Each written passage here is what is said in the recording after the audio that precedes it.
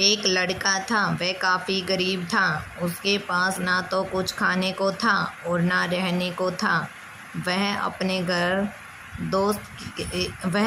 दोस्त के घर रहा करता था। उसने एक छोटी सी कंपनी में पेंटिंग का काम शुरू कर दिया।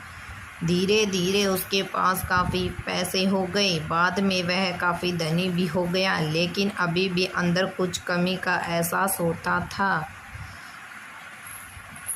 जब वह छोटा था तो उसके माता पिता इस दुनिया से चले गए। एक दिन जब वह अपने किसी काम से बाहर गया था तो उसे एक लड़की दिखी जो कि काफ़ी खूबसूरत थी। उसको देखते ही इस लड़के को उस लड़की से प्रेम हो गया। वह काफ़ी देर तक उस लड़की को देखता रहा। कुछ देर बाद वह लड़की वहाँ से चली गई। कुछ दिनों तक यह लड़का उस लड़की को खोजता रहा, लेकिन वह लड़की नहीं मिली। लेकिन नियति ने इस लड़की को मिला दिया। वह लड़की इस लड़के के घर काम की तलाश में आई थी। लड़के ने लड़की को तुरंत घर के काम के लिए रख लिया। जब वह लड़की इस लड़के से मिलने आई थी तो उस समय इस लड़के ने कुछ शब्द भी साफ से नहीं बोल पा रहा था, जिससे लड़की को लगा कि यह लड़का मूंगा है। लड़का भी जान गया था कि यह लड़की हमें गूंगा समझती है। इसके साथ साथ यह लड़की समझ गई थी कि यह लड़का इस घर का नौकर है, ना कि मालिक। जब भी यह लड़का उस लड़की के पास जाता तो गूंगा बन जाता था। धीरे धीरे वह लड़की इस लड़के पर काफ़ी रहम खाने लगी। अब उसे इस लड़के के लाचारी पर प्यार होने लगा। लेकिन फिर वह लड़की एक बात से डरकर पीछे हट जाती थी। उस लड़की के माता पिता भी बचपन में ही मर चुके थे। उस लड़की को इसके चाचा ने पाला था और वह चाहता था कि वह जब तक जिंदा रहे यह लड़की उसके खाने और पीने का पैसा दे।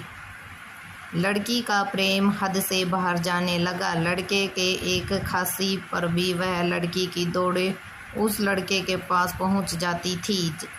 अब लड़का भी समझ गया था कि इस लड़की को मुझसे प्रेम हो गया है। लड़का भी बहुत ज़्यादा उस लड़की से प्रेम करता था। उसने पहले लड़की के बारे में सब कुछ पता किया।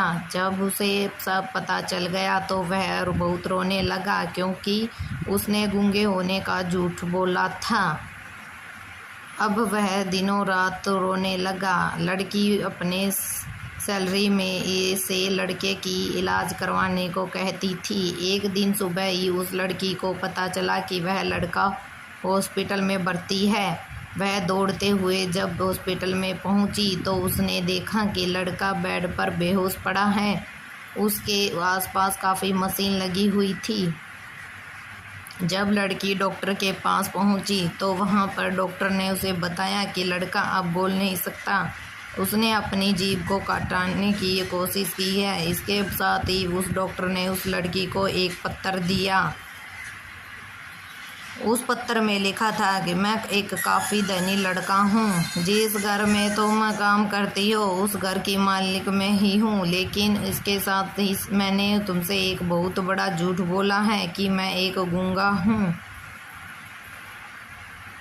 अब इस झूठ का प्रायश्चित करने के लिए मैं ऐसा काम करने जा रहा हूँ। इसके साथ ही तुम मेरे घर से मेरे मैनेजर से पैसों को लेकर अपने चाचा को दे देना और एक नई ज़िंदगी की शुरुआत करना।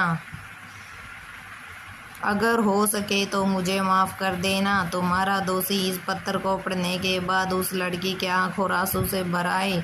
वह दौड़ते हुए मंदिर में गई। उसने भगवान के सामने कसम खाई कि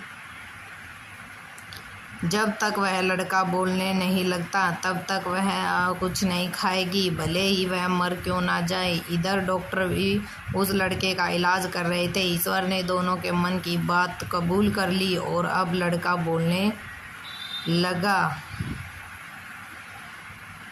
लेकिन वह अपनी याददाश्त को खो गया। अब उसे कुछ भी याद नहीं था। अब इसके बाद लड़की ने उसके याददाश्त के लिए काफ़ी कुछ किया, लेकिन याददाश्त नहीं आ सकी। अगर प्रेम की नींव को झूठ पर रखा जाए तो वह गिर ही जाती है। लाइक सब्सक्राइब करें। धन्यवाद।